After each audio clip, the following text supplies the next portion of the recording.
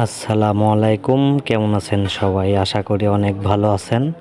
আমি এই মুহূর্তে আছি নাটোর ধামরাইকুল। এখানে আপনাদের মাঝে একটি সুন্দর মসজিদ দেখানোর জন্য আসলাম। এই মসজিদটার কাজ এখনও পুরোপুরি কমপ্লিট হয় নাই, কাজ চলছে। মসজিদটা আসলে অনেক সুন্দর, তাই মনে করলাম ভিডিও করে আপনাদের মাঝে একটু শেয়ার করি। অবশ্যই ভিডিওটা সম্পূর্ণ দেখবেন প্লিজ, কারণ মসজিদটা এত সুন্দর করে বানানো হয়েছে। নাটোর জেলার ভিতরে এটা হচ্ছে সবচাইতে সুন্দর এবং বড় মসজিদ।